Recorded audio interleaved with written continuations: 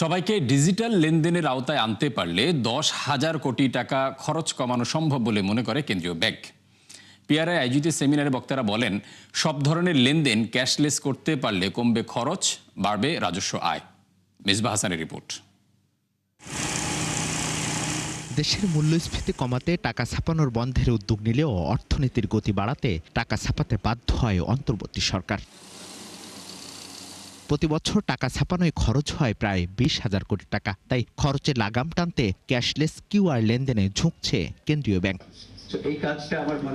বেসরকারি গবেষণা সংস্থা বলছে, দেশে প্রায় অর্ধেক লেনদেন হচ্ছে ডিজিটাল মাধ্যমে, যা নগদ নির্ভর অর্থনীতিতে বড় পরিবর্তনের ইঙ্গিত। আগামী 2 বছরে কি করতে পারবো, আগামী 5 বছরে কি করতে পারবো, সেখানে লো হ্যাঙ্গিং ফ্রুট কি, হাই এফোর্ট পলিসি কি, লো এফোর্ট পলিসি কি এবং কোন জিনিসগুলো আমরা করতে পারবো। তবে অবকাঠামো প্রস্তুত থাকলে অর্ধেক মানুষকে বাইরে রেখে এ বাস্তবায়ন চ্যালেঞ্জ হিসেবে দেখছেন বিশেষজ্ঞরা। বলছেন, এই লেনদেনে অপরাধ, জালিয়াতি ও চুরির মতো ঘটনা এড়াতে সবাইকে সচেতন করতে হবে। ডিজিটাল অ্যাডভান্সমেন্ট যেগুলো হয়েছে, ইন্টারনেট, এগুলো সবগুলো প্রোডাক্টিভিটির উপরে কি ধরনের ভাবে অ্যাড হয়, কিভাবে এটাকে জিডিপিতে আনা যায়, এইগুলো এই সিস্টেমের মধ্যে দেওয়া হচ্ছে। কমপক্ষে 2 বছর লাগবে এই নতুন system of national accounts 2025 K incorporate করা। সবার আগে সরকারি প্রতিষ্ঠানগুলোতে ডিজিটাল লেনদেনের অভ্যস্ততার পাশাপাশি নীতিগত অবস্থান জরুরি বলে জানান সংশ্লিষ্টরা। সরকারি যত সেবা নেই সেগুলো যদি ডিজিটাইজ হয়,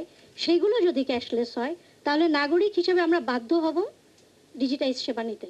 5 বছর পর কিন্তু গভর্নমেন্ট উইল জেনারেট রেভিনিউ, যেটা আলটিমেটলি এখন পাচ্ছে না। কবে পাবো আমরা জানি না। কেন্দ্রীয় ব্যাংকের মুখপাত্র জানান, খরচে লাগাম টানতে ক্যাশলেস কিউআর এর বিকল্প নেই। আসলে শুধু ক্যাশ উৎপাদন না, টাকা ছাপানো, সেই টাকার বিতরণ করা, সেগুলো সুরক্ষার জন্য নিরাপত্তা ব্যবস্থা জোরদার করতে হবে। ক্যাশলেস করতে চাচ্ছি শুধু কি আমাদের পেমেন্ট সিস্টেমটাকে আরো ফাস্টার করার জন্য, কিছু সোশ্যাল ইমপ্যাক্টও আছে। গবেষণা বলছে, দেশে ডিজিটাল লেনদেনের 78% মোবাইলে। মিসবাহ হাসান, 71, ঢাকা।